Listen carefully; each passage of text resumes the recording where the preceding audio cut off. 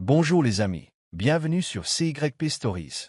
Abonnez-vous à cette chaîne pour découvrir des histoires incroyables. N'oubliez pas d'aimer et de partager. N'hésitez pas à nous laisser un commentaire. L'avion en provenance de Londres atterrit sous la brume grise du matin de Lagos. La marcheuse omanaise, glacée, foulait le sol nigérian pour la première fois depuis 5 ans. Ses lunettes de soleil ne couvraient pas seulement ses yeux, masquant la tempête d'émotions qui bouillonnait en elle. Un mélange de curiosité, de colère persistante et de suspicion protectrice grondait en elle. Elle n'avait pas parlé à son père, Shuka, depuis plus d'1 an, depuis leur dernier appel téléphonique amer où elle l'accusait d'avoir remplacé sa défunte mère par des affaires et le silence. Elle était de retour, interpellée par un message laconique. « Rentre à la maison. C'est important. » Elle ne savait pas à quoi s'attendre, peut-être une nouvelle proposition d'affaires, ou pire, un remariage. Mais elle ne s'attendait pas à trouver une inconnue dans l'allée de la maison qu'elle avait autrefois habitée, une jeune femme séduisante, vêtue modestement d'Ankara, dirigeant 2 employés qui plantaient un nouveau parterre de fleurs près du portail. Elle semblait à l'aise. Trop à l'aise. Amara la remarqua immédiatement, la belle et prudente jeune femme sortant de la voiture élégante avec cet air de privilège et de fierté inimitable. Shuka l'avait prévenu, au passage, que sa fille pourrait bientôt lui rendre visite, mais la réalité de sa rencontre avec Iseoma, la fille de chair et de sang de l'homme qu'elle aimait désormais, figea les mains d'Amara sur ses gants de jardinage. Leurs regards se croisèrent brièvement. Iseoma ne la salua pas, juste un hochement de tête sec et un regard qui la scruta comme un code-barre. Cet échange silencieux déclencha une tempête. Amara se retira dans la maison, bouleversée mais sereine, tandis qu'Iseoma dépassait le garde, ses talons frappant le marbre comme des marteaux de jugement. Elle n'eut pas besoin de demander qui était Amara. Son instinct lui criait la réponse. C'est grâce à elle que tu es là. C'est grâce à elle qu'il t'a rappelé. À l'étage, le cœur de Shuka battait la chamade en entendant les pas qu'il connaissait depuis qu'elle était petite. Il entra dans le couloir juste au moment où Iseoma laissait tomber sa valise au milieu. Les bras croisés, la mâchoire serrée. Tu avais hâte de remplacer maman, pas vrai? Siffla-t-elle d'une voix basse et contrôlée. En rentrant, je vois la portière jouer les femmes au foyer. Le visage de Shuka se crispa. Elle n'est pas celle que tu crois, dit-il doucement, espérant apaiser ce qui allait devenir une longue guerre émotionnelle. Mais Iseoma n'était pas prête à écouter. Pas encore. Son regard était empli de trahison, de confusion et d'une douleur que le temps n'avait fait qu'aggraver. La guerre avait officiellement commencé, et l'amour, l'identité et la vérité seraient mis à l'épreuve dans son sillage. Le lendemain matin, la table du petit-déjeuner ressemblait à un tribunal. Shuka, assis à la tête de la salle, s'efforçait de projeter un calme qu'il ne ressentait pas. Amara était assise à sa droite, calme et posée, mais dissimulait la tension qui l'enveloppait. Iseoma s'affala en face d'elle, parcourant délibérément les pages de son téléphone pendant que la gouvernante versait nerveusement du thé. L'air était lourd de non-dit. Shuka s'éclaircit la gorge et fit un geste vers Amara. Iseoma, voici Amara. Amara, Iseoma. Iseoma ne leva pas les yeux. Je m'en doutais, dit-elle sèchement. Amara hocha poliment la tête, hésitante quant à la chaleur à lui témoigner, hésitante quant à sa place. Elle avait suffisamment bâti à partir de rien, elle n'allait pas se laisser détruire par le silence. Mais elle comprenait aussi le poids du deuil et la façon dont les filles s'accrochaient à leur mère comme à une bouée de sauvetage. Plus tard dans l'après-midi, Tolu arriva, appelé par Shuka pour servir de tampon dans ce qu'il appelait la diplomatie familiale. Elle salua chaleureusement Iseoma, la connaissant depuis son plus jeune âge, mais même sa présence ne parvint pas à atténuer le scepticisme aigu de la jeune femme. Elle a l'air gentille, murmura Tolu à Iseoma en privé. Iseoma renifla. Cendrillon aussi, jusqu'à ce qu'elle devienne belle-mère. Cette amertume dépassait Amara. C'était aussi à Shuka qu'il s'adressait, car elle l'avait appelée chez elle après des années d'éloignement, pour finalement la retrouver remplacée dans tous les recoins de la maison. Les photos de sa mère étaient toujours accrochées au mur, certes, mais elle côtoyait désormais des portraits joyeux de Shuka et d'Amara lors d'événements caritatifs. On aurait dit un musée d'une vie à laquelle elle n'avait pas été invitée. Amara, de son côté, tenta de faire la paix. Ce soir-là, elle s'approcha d'Iseoma avec un plateau de soupe au poivre, incertaine que ce soit le bon geste, mais prête à essayer. « C'est moi qui l'ai fait. Je pensais que tu étais fatigué du vol, dit-elle. Iseoma accepta le bol, mais n'y toucha pas. « Tu n'es pas ma belle-mère » dit-elle simplement. Amara croisa son regard. « Je n'essaie pas de l'être. Je suis juste quelqu'un qui se soucie de ton père. Et qui comprend la perte ?» Une lueur de surprise traversa le visage d'Iseoma, mais elle la retira rapidement. « On verra bien combien de temps ça dure » murmura-t-elle avant de s'éloigner, la soupe intacte. Mais une fissure était apparue dans la glace. Et par cette fissure, la chaleur finirait par s'infiltrer. Tandis que le manoir bouillonnait de tension, la marque de mode d'Amara, Ife Trades, prenait feu sur le marché. La ligne afro-moderne qu'elle avait lancée il y a à peine un an était saluée pour son identité audacieuse, sa fierté culturelle et son élégance facile à porter. Ses créations apparaissaient sur les fils d'actualité des influenceurs, et une récente présentation à Abuja avait attiré l'attention d'investisseurs internationaux. Le plus important d'entre eux, une entrepreneuse franco-nigériane du nom de Nina Akintola, avait sollicité un rendez-vous à Lagos. Amara était stupéfaite. Elle rêvait de ce moment depuis des années, depuis ses débuts comme vendeuse d'articles d'occasion à Ashiti jusqu'à la couture de tissus à la main dans la chambre de Mama Ifeoma. Maintenant, c'était réalité. Mais le succès s'accompagnait de nouvelles angoisses. Parviendrait-elle à gérer cette expansion? Parviendrait-elle à maintenir sa voix? Le jour de la réunion, Shuka l'accompagna dans les bureaux de l'immeuble où se trouvait le cabinet de Nina.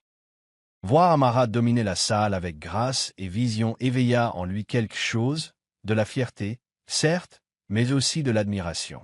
C'était la même femme qui, autrefois, tremblait devant son portail.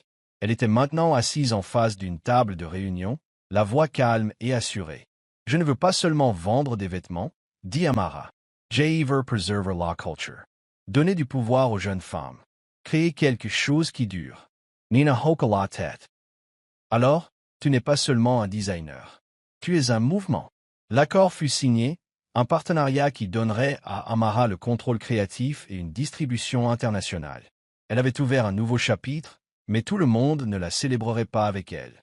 De retour chez elle, Iseoma regarda la rediffusion de l'annonce en ligne et ne cacha pas son sarcasme. « Alors maintenant, elle est aussi une reine de la mode, » murmura-t-elle. Mais l'amertume s'était légèrement atténuée. Au fond, Iseoma était impressionné. Mais son orgueil l'empêchait de le dire à voix haute. Plus tard dans la soirée, Shuka versa 2 verres de vin de palme et porta un toast à Amara sur le balcon. « Tu deviens quelqu'un de puissant, » dit-il d'une voix chaleureuse. « Pas seulement en affaires, mais dans ma vie. » Amara rougit en posant son verre. « Merci d'avoir cru en moi, alors que même moi, je n'y croyais pas. » En contrebas, Lagos clignotait et bourdonnait comme un cœur agité, et au-dessus, les étoiles perçaient l'obscurité. Le space d'un instant, tout semble possible. Alors que la célébrité commençait à entourer la carrière montante d'Amara, elle lui fit aussi découvrir le poids écrasant des attentes. Apparitions publiques, articles de magazines, appels nocturnes de l'équipe de Nina, tout exigeait plus. Pourtant, dans ce tourbillon, elle trouvait du réconfort dans le calme de Shuka. Il était son ancre, l'homme qui la voyait, et pas seulement ses créations. Les matins tranquilles, il s'asseyait dans le jardin avec des tasses de cunu fumant, discutant de tout et de rien. Shuka, qui vivait autrefois derrière des murs de code et de chagrin, lui montrait maintenant Lagos à travers son objectif, l'emmenant visiter des expositions d'art, de vieilles librairies à Yaba, des recoins cachés le long du lagon où lui et sa défunte épouse rêvaient. Mais tout n'était pas rose. La pression a également ébranlé leur paix. Les médias avaient commencé à s'intéresser à leur relation. Et si la plupart des articles étaient flatteurs, certains blogs ont fouillé le passé d'Amara. Des photos de son temps sans abri ont refait surface. Une ancienne camarade de classe a accordé une interview anonyme, affirmant avoir toujours eu de l'ambition, mais appréciant trop les hommes riches. L'équipe de relations publiques de Shuka l'a mis en garde. Tolu a proposé de faire une déclaration. Amara, cependant, refusa. « Je ne vous expliquerai pas qui j'étais, » dit-elle. Parce que cette femme a survécu à des choses que la plupart des gens ne pourraient jamais vivre. Shuka lui prit alors la main, sans dire un mot, la tenant simplement comme une promesse. Ce soir-là, tandis que le ciel se drapait d'indigo, Amara se glissa dans le lit à côté de Shuka et murmura. « Parfois, j'ai l'impression de rêver.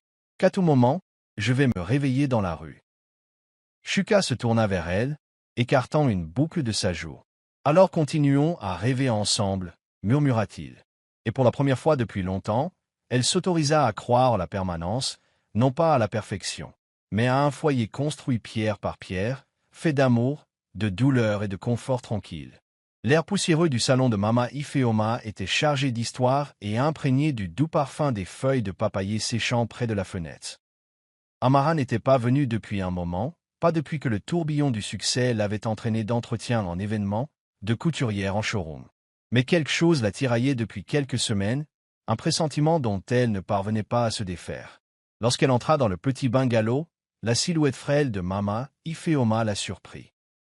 La femme autrefois vibrante, qui avait autrefois semblé immortelle, était maintenant assise dans un pagne délavé, les yeux embués mais toujours animés d'un feu discret. « Tu es venue » dit doucement la femme plus âgée, d'une voix craquelée comme de l'armatan sec, mais pourtant chaleureuse. Amara s'agenouilla à ses pieds, la tête posée sur les genoux de Mama Ifeoma, ressentant à la fois un sentiment de culpabilité et de réconfort.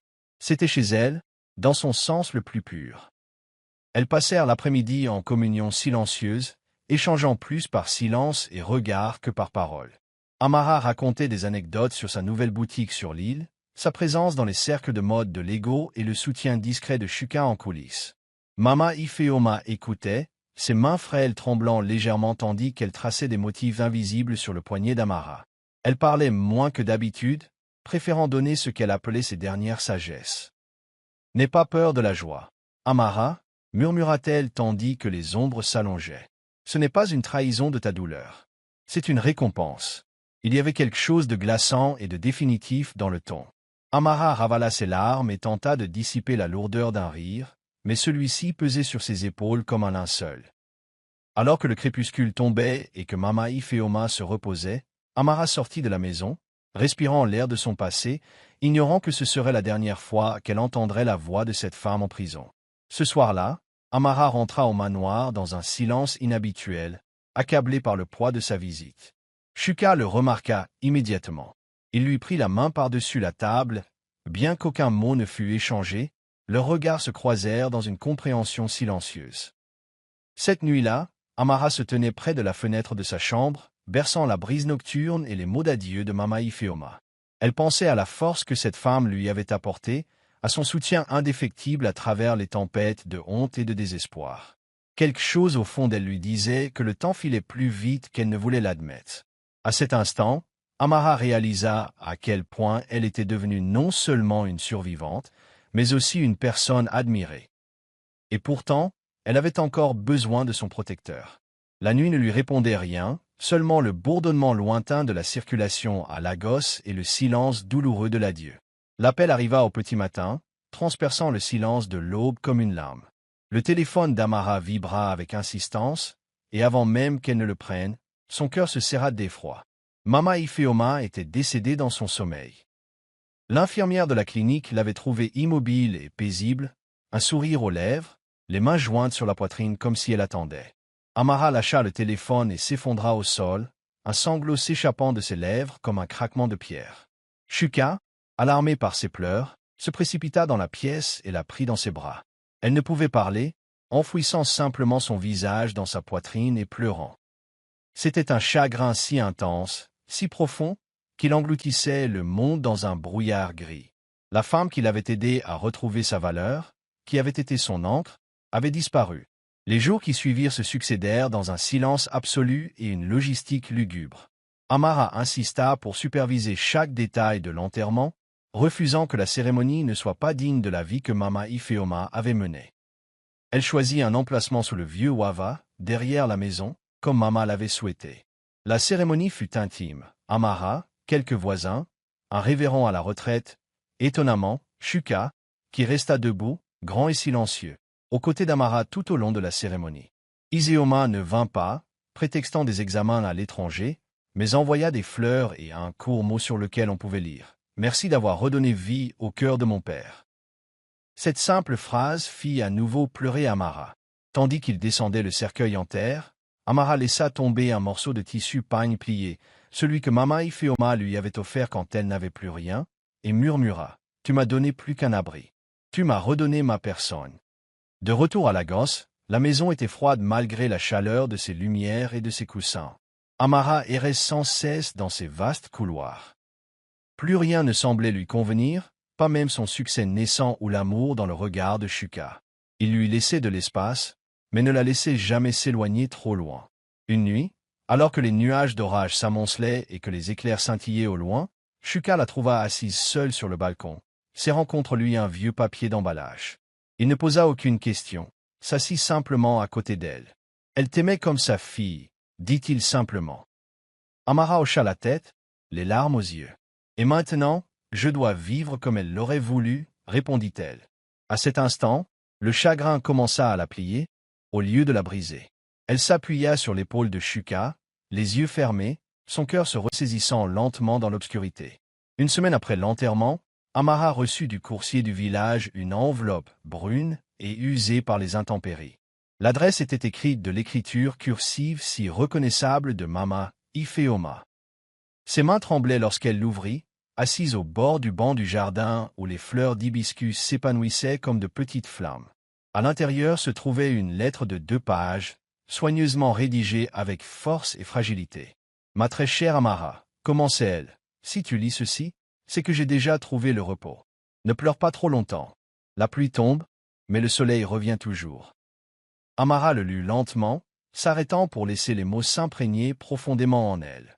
La lettre était à la fois une bénédiction, un adieu et une feuille de route. Maman parlait de courage, de choisir l'amour plutôt que la peur, et de la force tranquille de reconstruire après la ruine. Ce qui stupéfia le plus Amara, ce fut la 2e feuille. C'était le titre de propriété d'un petit terrain près d'Enugu, une parcelle que Mama Ifeoma avait secrètement achetée au nom d'Amara. « Utilise-la pour cultiver », disait la lettre. « Une femme doit toujours avoir une place que le monde ne peut pas lui prendre. » Amara serra le papier contre sa poitrine, bouleversée par ce dernier cadeau. Dans un monde qui lui avait autrefois tout volé, sa maison, son nom, sa dignité, Mama Ifeoma lui avait donné un droit de propriété, un avenir, quelque chose de permanent. Elle appela Shuka plus tard dans la soirée et lui raconta tout. Il n'interrompit pas son récit enthousiaste, se contentant de sourire lorsqu'elle lui annonça qu'elle souhaitait ouvrir un jour un centre de formation professionnelle là-bas, en l'honneur de Mama Ifeoma. Ce soir-là, Shuka prépara un dîner tranquille sur la terrasse arrière.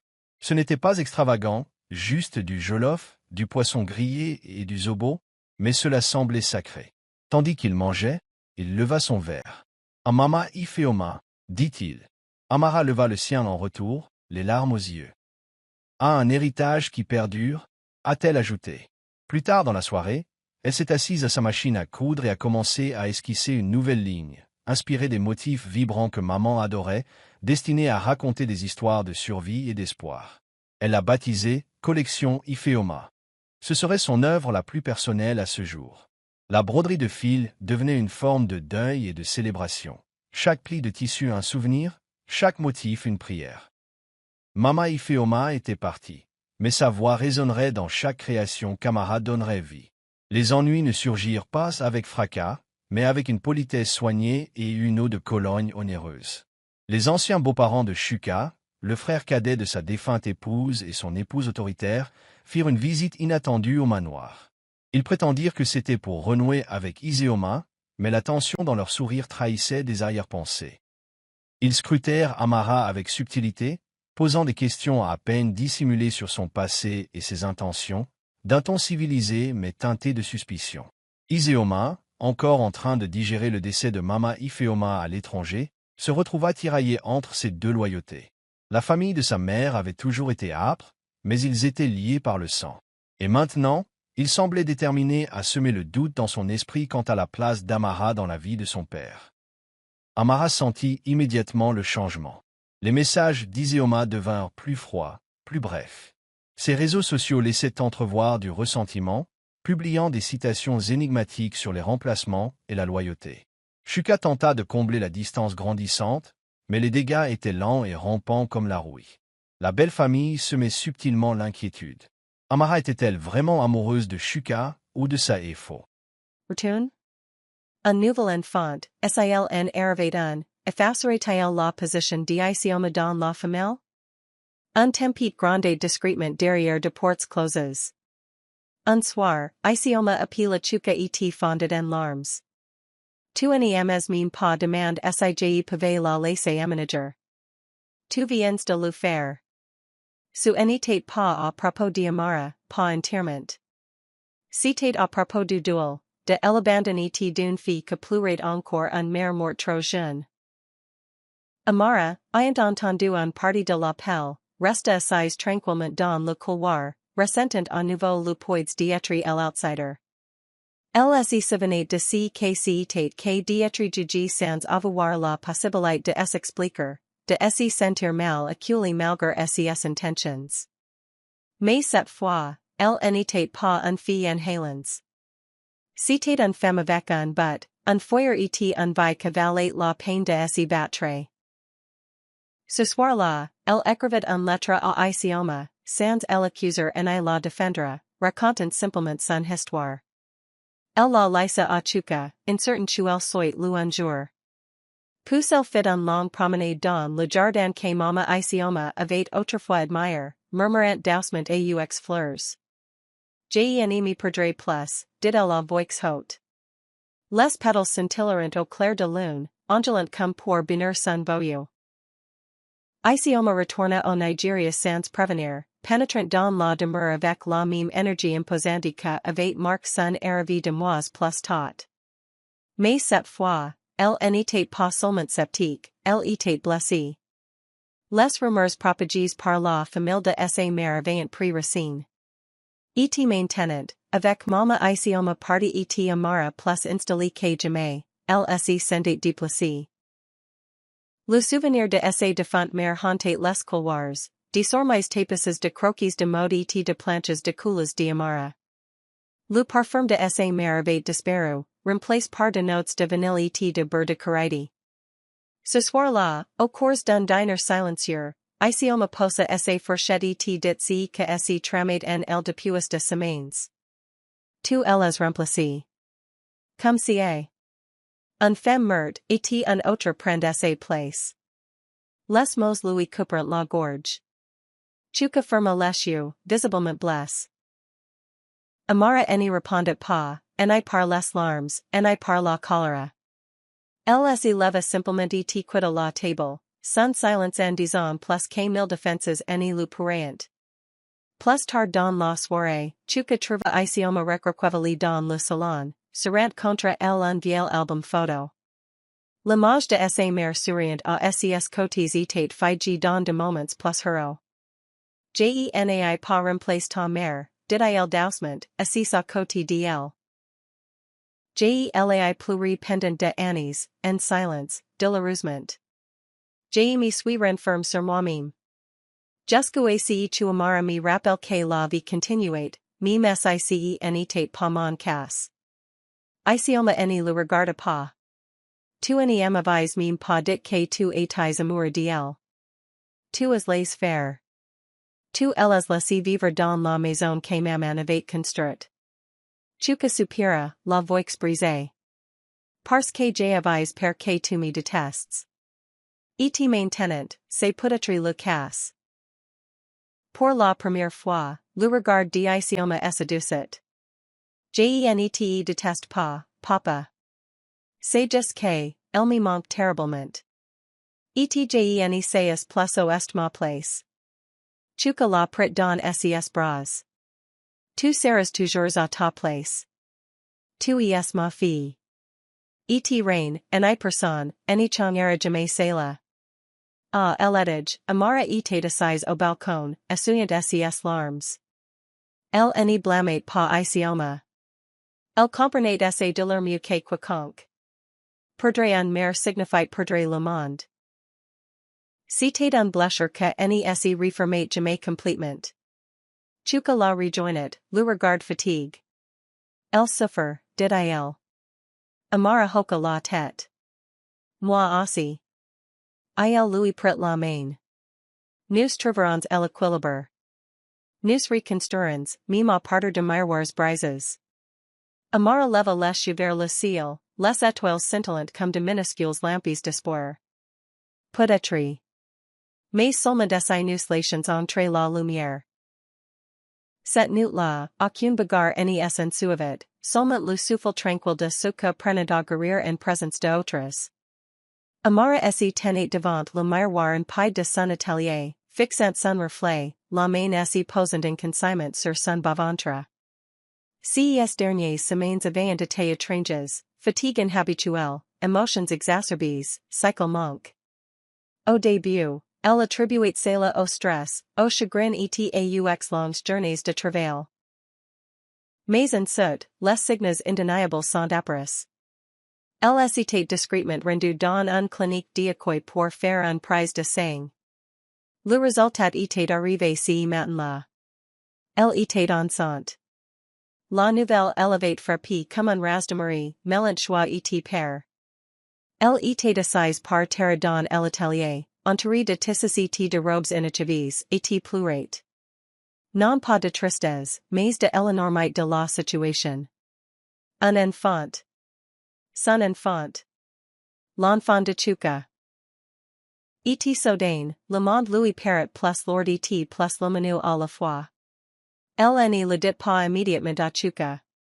Pour la première fois dans leur relation, elle gardait un secret, non par méconceit, mais par peur. Et-il n'était pas prête? Et-il le changeait tout? Elle observa pendant le dîner ce soir-là, son rare facile, ses mains effleurent les siennes sans prétention. Comment avait-elle pu leur imposer cela si soudainement?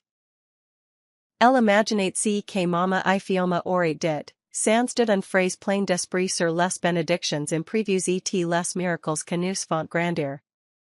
Finalement, Amara sortit un petit carnet de croquis et commença à concevoir une nouvelle ligne de vêtements du pour bébés, utilisant les chutes de tissus de sa collection Ifioma. Elle baptisa ce premier modèle et promise. Cela lui donna du courage, une confirmation silencieuse que cette vie en elle était destinée à exister.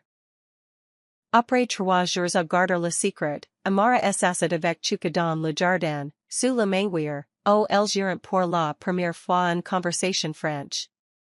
La soirée était calme, elle era lors d'une pluie imminente. J'ai quelque chose à te dire, dit-elle d'une voix tremblante. Chuka se tourna vers elle, attentive. Je suis enceinte. Les mots tombèrent doucement, comme de pétales, mais leur impact résonna entre eux. Pendant un long moment Illinois resta silencieux, l'air indéchiffrable. Puis il se pencha, posa une main sur son ventre et murmura, «Cava?» Elle hocha la tête, terrifiée. Mais oui. Ses lèvres s'encurvirent en un doux sourire. Moi aussi. Mais nous serons terrifiés ensemble. Et à cet instant, sans célébration ni fanfare, l'avenir peut racine dans le sol silencieux de la confiance. Chuka n'avait jamais imaginé redevenir père. À la naissance d'Isioma, il gravissait encore les échelons de l'ambition, trop distrait par les échéances pour saisir pleinement le don que lui avait été fait. Avec cette grossesse, tout semblait différent. Plus lent. Plus intentional. Le lendemain de la révélation d'Amara, il passa de heures seul dans son bureau, parcourant de vieilles photos, relisant de courriels qu'il avait autrefois ignorés dans ses newsletters parentales. Cet enfant ne serait pas élevé par une version de lui-même à moitié présente. Il avait la chance de faire les choses différemment cette fois, d'être le genre de père que se montre ouvertement généreux. Mais à côté de cette joie se cachait un père sourd, et-il voyait cela comme une nouvelle trahison? Et-il se sentait à nouveau remplacé, cette fois par quelqu'un que n'était même pas encore né? Amara remarqua son silence grandissant, son regard s'attardant sur son ventre, avec un mélange d'admiration et d'anxiété. Elle ne le pressa pas.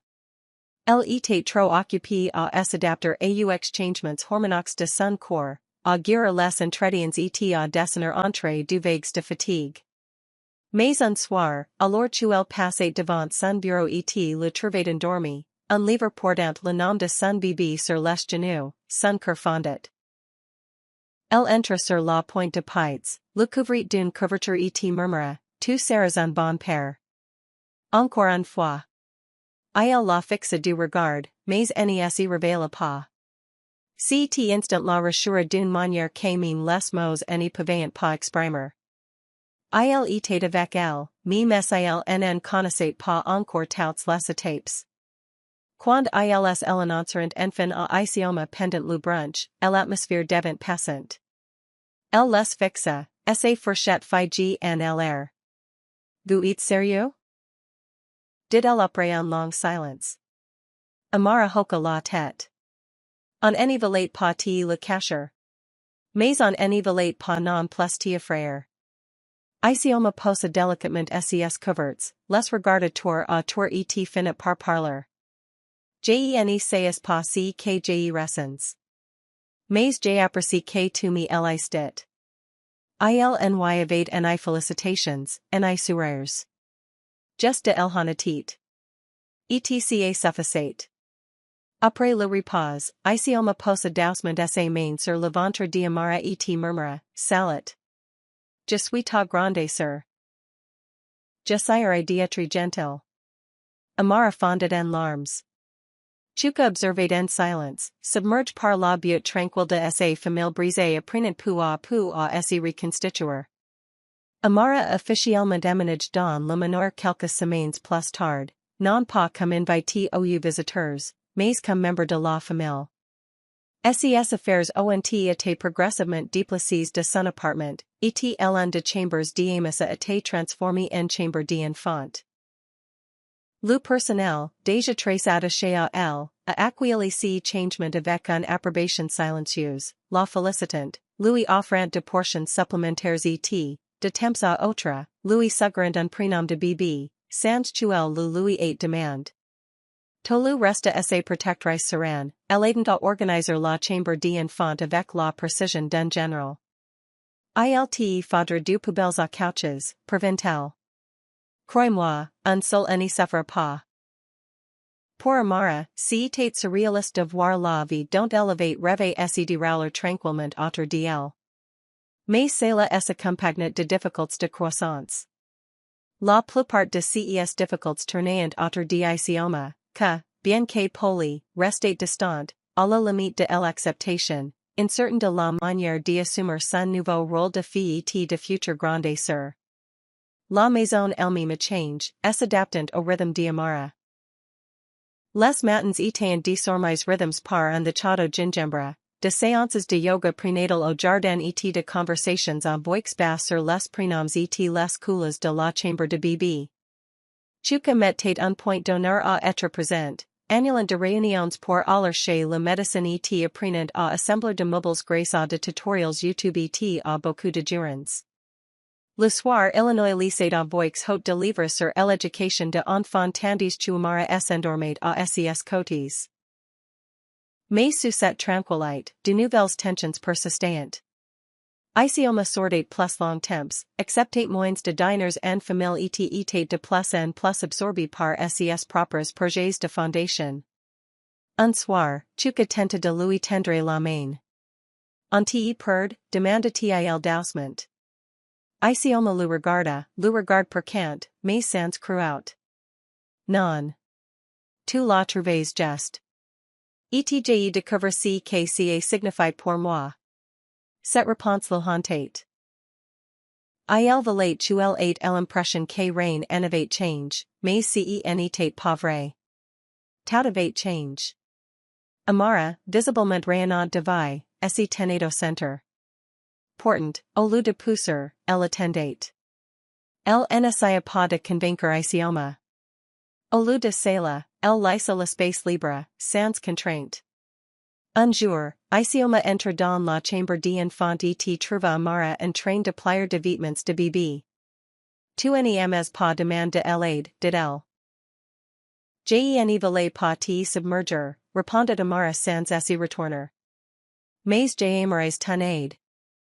Isioma s'avança, prit un petit grenouillera et sourit. Celui-là est mignon. Et comme si, sans déclarations ni larmes, l'une entre eux est forme, silencieux, prudent et sincère. Tata commence par de petits gestes, un rare partage après une erreur de cuisine, un super mutual face à la circulation à Lagos, un livre passé de main en main. Isioma et amara continuant à se tourner prédominateur, mais le givre avait commence à fondre. Un soir, alors qu'elles pliant ensemble de minuscules vêtements pour bébé dans la chambre d'enfant, Isioma se surprit à demander, penses-tu être un bon mère? Amara leva les yeux et marqua en pause. Je sais pas, admit-elle. Mais je sais que de se sentir mal aime, et je laisserai jamais mon enfant ressentir ca. La vulnérabilité dans sa voix séduisait quelque chose chez Isioma. Elle hocha la tête. C'est un bon début. Et dans si simple change, un nouveau fil ss non pas celui de la rivalité, mais celui d'une responsabilité et d'une compréhension partagées. Elles n'étaient plus seulement deux femmes dans la même maison. Ils communiquaient à former un famille. Plus tard dans la semaine, Chuka rentra chez lui et trouva Isioma et Amara dans le salon, en train de regarder un classique de Nollywood et de manger du suya directement dans le papier aluminium. La scène le stupéfia, non seulement par sa normalité, mais aussi par la pêche qu'elle dégageait. Je croyais que vous ne vous entendez pas, taquina til. Isioma yut un sourire narquois. On essaie la diamètre autre de mauvais films et de viande or de prix. Amara rit. C'est marqué, portant. Cette nuit-là, Chuka ressentait un serenite chuil n'avait pas connu depuis de années. Pendant assez longtemps Illinois avait navigué sur la corde raide entre passé et futur, culpabilité et espoir.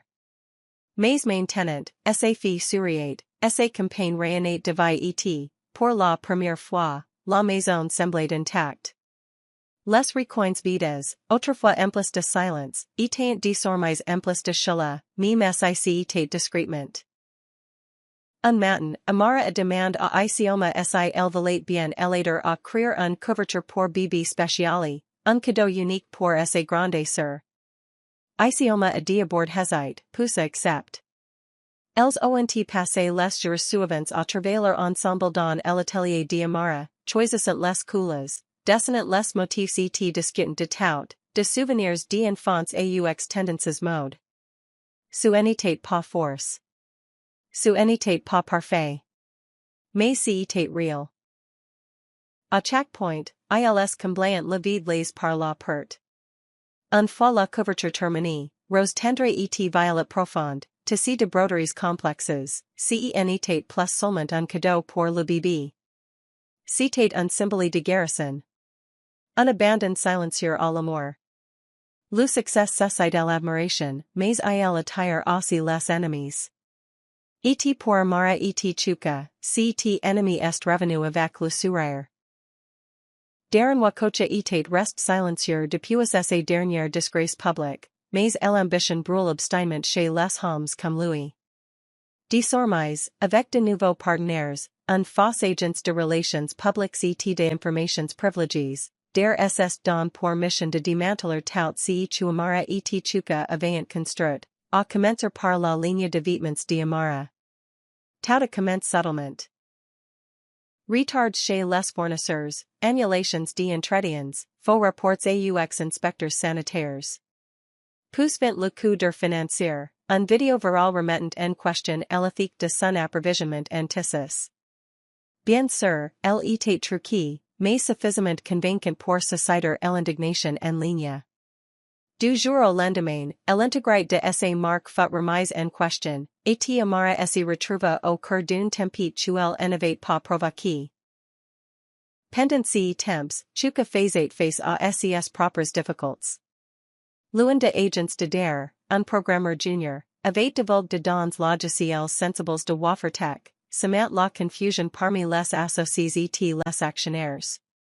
Ces attaques n'étaient pas seulement commerciales, elles étaient psychologiques, visant à ternir la réputation de Chuka et à saper sa confiance.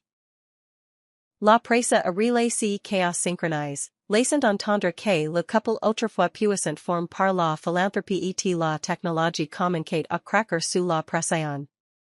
Mais der innovate pas anticipe à quel point amara et chuka avant develop une confiance mutuelle profonde, non pas en tant que bâtisseurs d'image, mais en tant que partenaires aguerris. Il va notre implosion, a déclare chuka un soir. Amara hoka la tête. Alors, on lui montre qu'on plie, qu'on n'est casse pas. ILSONT recrute une nouvelle équipe juridique, fait appel à un consultant en cybersécurité t lance un contre-enquête discrète. Tolu a pris en charge les audits internes. ICOMA, que avait tire les leçons de SES activités à but non lucratif, accordant une campagne de vérité sur les réseaux sociaux. Ensemble, ILS lanceront un démantèlement en coulisses du réseau de sabotage de DARE. Mais plus que de la stratégie, ILS s'appuyant l'un sur l'autre. Dans les moments de calme, Chuka posait ses mains sur le ventre d'Amara et 17, two ports un héritage. Pas seulement le mien.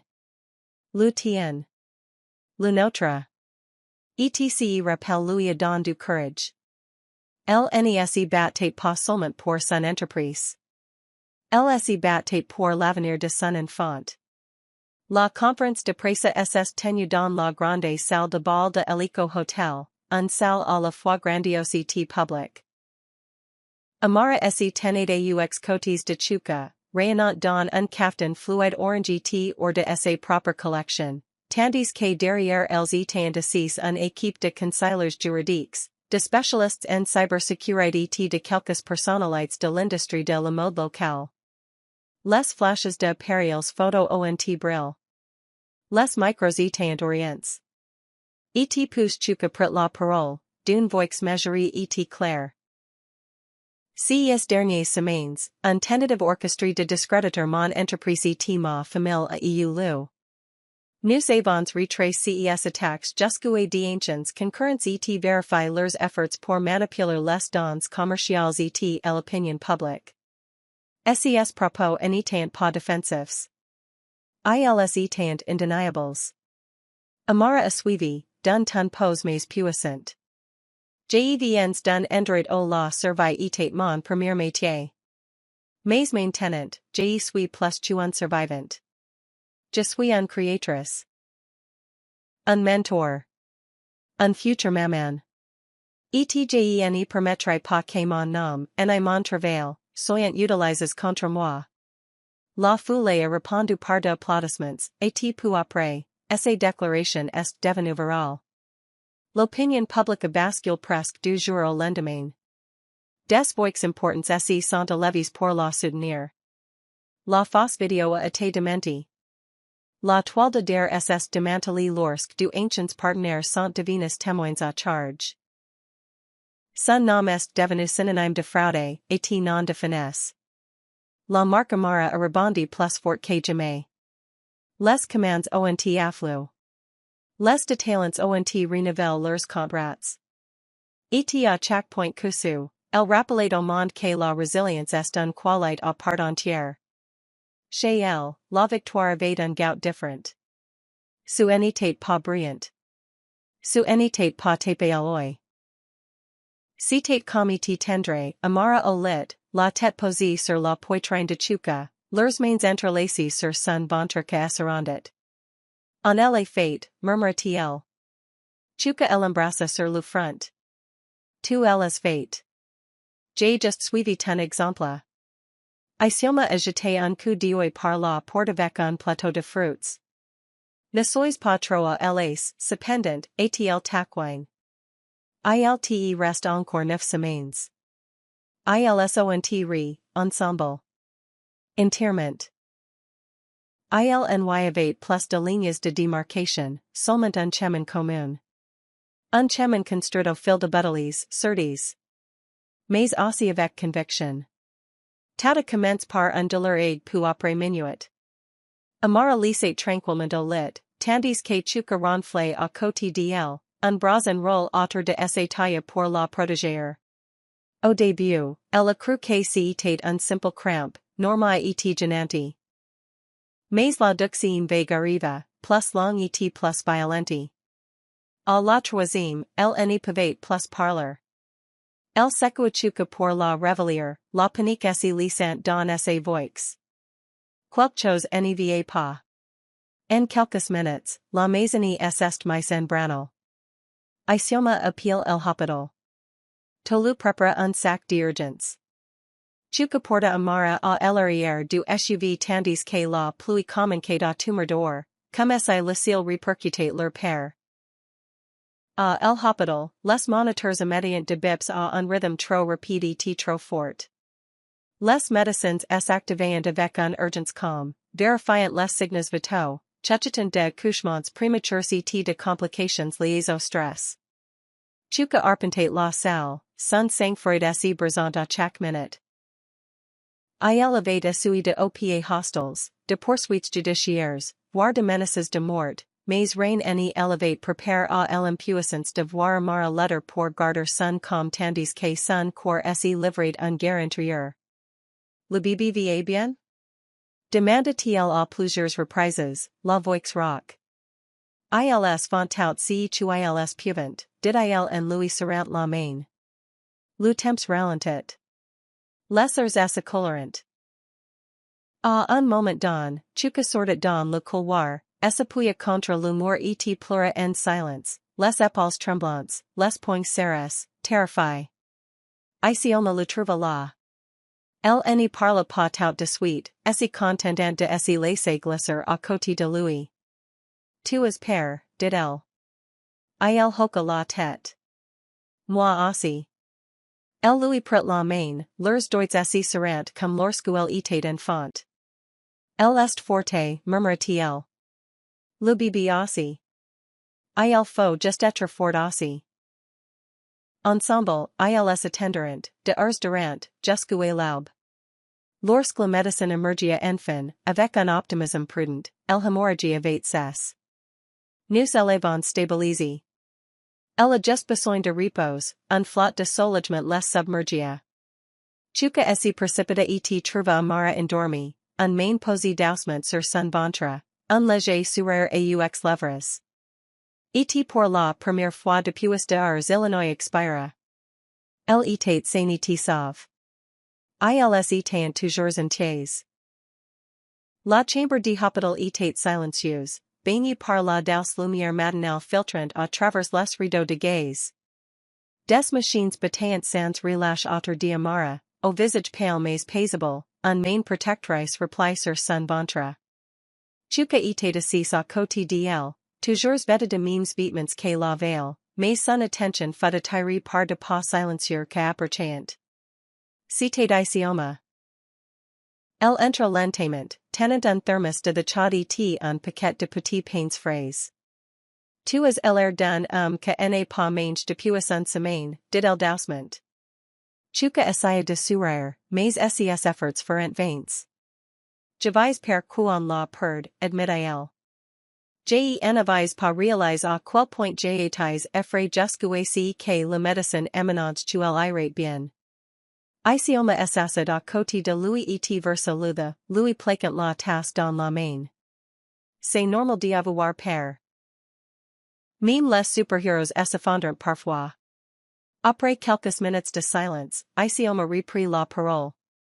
Tu sais, quand maman est morte, j'ai pensé que tu cesserais de t'en soucier.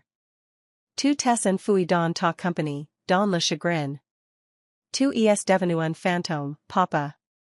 Et pousse Amara est arrivé, et j'ai eu l'impression que tu la préfères à nous, au souvenir de maman. Mais maintenant, j'ai vois que ce n'était pas le cas. Chuka se tourna vers elle, surprise par son calme. Il ne s'agit pas de remplacer sa mère, dit-il. Il s'agit de se sentir revivre. Amara mad à le faire. Isioma hocha la tête. Et t'aime. C'est clair maintenant. Elle nous aime tout. Même moi, quand je ne lui ai pas facilité la tâche. Les mers entre père et fille, autrefois Freud's et fortifies, commenceront à se ficher sous la chaleur de la compréhension. Ils parleront pendant plus d'une heure, de duel, de héritage, de la vie prochaine du bébé. Avant departer, Isioma s approche du chevet d'Amara et murmura, tu neus es fait un père blui. Mais je crois que tout ira bien. Amara les fixa, surat faiblement et murmura en retour, on y va déjà. Chuka les observate, les you imbues d'alarmes, boulevers par la force tranquille de femmes de sav. I elevate commence voyage seul, protégé par la riquesse et la silence. Main tenant, dans un chambre de hôpital stérile, entour de vulnérabilité Illinois comprenait enfant que signifie la famille. Pas la perfection. Pas de contrôle. Just de l'amour, résilient, désordonnée authentique. L'atmosphère était chargée d'impatience. Après une semaine de surveillance, les médecins décideront qu'il était temps. Amara fut emmené en salle d'accouchement juste avant l'aube, le visage calme, mais tendu par la concentration. Chuka lui tenait la main tout au long de l'accouchement, murmurant de prières. Isioma attendait anxieusement dehors, faisant les cent pas, sursautant à chaque mouvement de la porte. Les heures s'écoulèrent comme de siècles. Puis, à 8h14, le gémissement d'un nouveau ennemi perca l'air. Chuka tituba légèrement en arrière, les yeux remplis d'alarmes qu'il n'y prit pas la peine de cacher. L'infirmière burka le bébé, minuscule, rose et ferris, et le déposa délicatement sur la poitrine d'Amara. Amara baissa les yeux vers l'enfant, les yeux pleins d'alarmes. Bonjour, miracle, murmura-t-il. Chuka s'approcha d'eux, presque fluctuant, comme quelqu'un que pose le pied sur un terre secret. Il se pencha, embrassa le front d'Amara et toucha la petite main du bébé, que s'enroula instinctivement autour de son doigt. Elle est parfaite, murmura-t-il. Elle est à nous. Ils n'avaient pas encore choisi de nom, volant d'abord la rencontrer. Plus tard, lorsque le médecin lui demanda, Amara jeta un coup d'œil à Chuka, et ils le dirent ensemble. Isioma. Le nom résonna dans la pièce comme un prière. C'était un hommage, un cercle vicieux. Cet enfant porterait non seulement l'amour de deux êtres autrefois étrangers, mais aussi la sagesse de la femme que les avait aidés à s'y trouver. Isioma entre quelques minutes plus tard et pleura à chaudes alarmes en entendant ce nom. Elle prit ses petites sur don ses bras et murmura. Bienvenue à la maison. La nouvelle de la naissance se répandit rapidement. Tolu arriva avec de ballons et un pomme manuscrit. Les employés de l'entreprise Chuka et de la ligne de vêtements Amara ont envoyé de fleurs et de mots manuscrits. Les médias attendaient avec impatience dehors, mais la famille a préservé ce moment. Pas de photos, pas de publications, juste entre eux. Cette nuit-là, tous les trois, Amara, Chuka et la petite Isioma, étaient allongés tranquillement dans leur lit d'hôpital, envelopes de silence et d'une respiration douce. Nous avons construit quelque chose de beau, murmura Amara. Non, répondit Chuka. Tu aimes reconstruire et aimes offert un nouveau départ. L'enfant me fixa légèrement, comme pour acquiescer.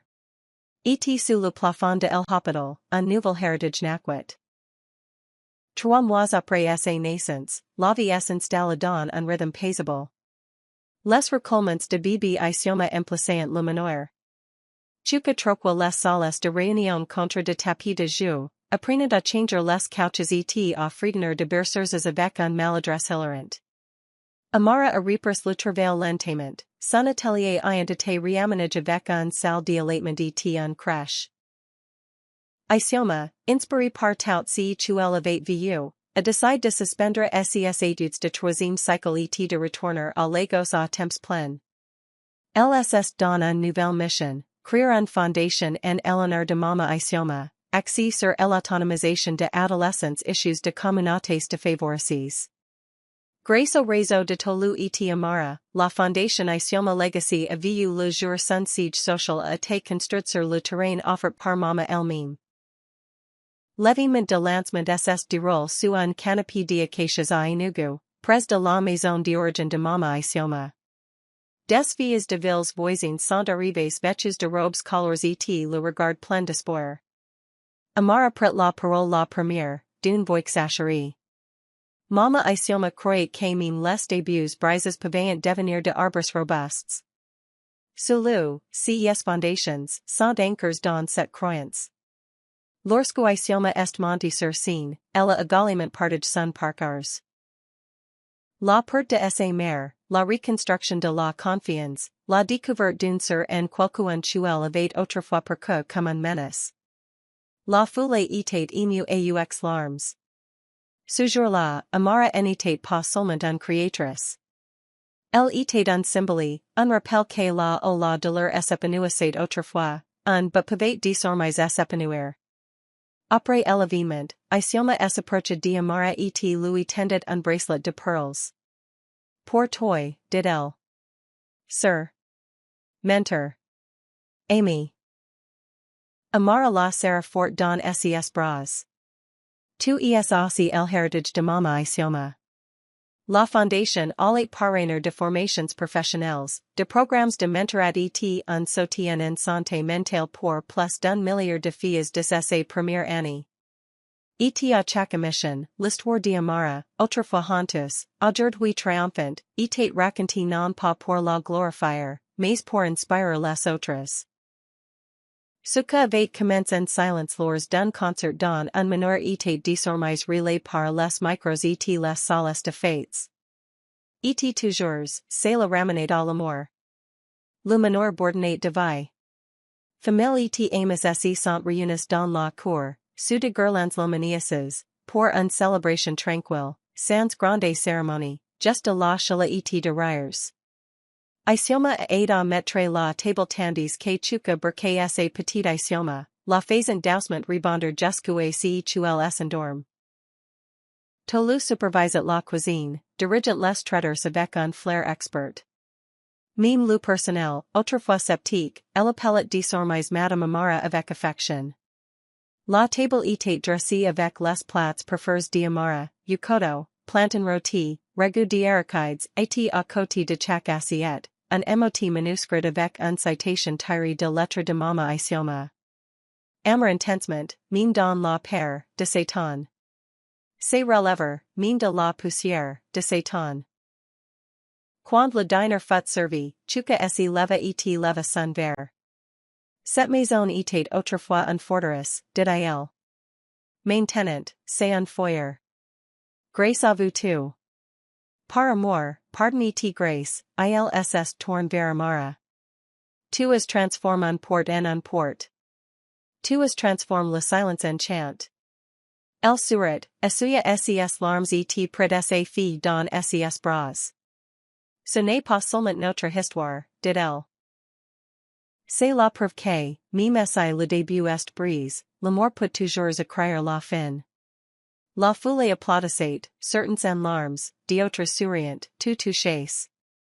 Dans cette cour, quelque chose s'installait, la certitude que tout cela en valait la peine. Plus tard dans la nuit, après le départ de invites et le sommel du bébé, Amara et chuka se tenaient près du portail, le portail au tout commence. Tu y crois? Amara murmura que j'avais dormi ici, un jour. Chuka la serra contre elle et l'embrassa sur le front. C'était le début. C'est pour toujours. Et tandis qu'ils contemplant la nuit silencieuse de Lagos, main dans la main, ils savaient que leur foyer n'était pas seulement un lieu. C'était de l'amour. C'était l'un pour l'autre. Et ils étaient un enfant, vraiment, rentrés chez eux. Merci d'avoir regardé. Dites-nous si que vous avez aimé dans cette histoire. N'oubliez pas d'aimer et de vous abonner. Activez également la notification de publication pour recevoir de nouvelles histoires.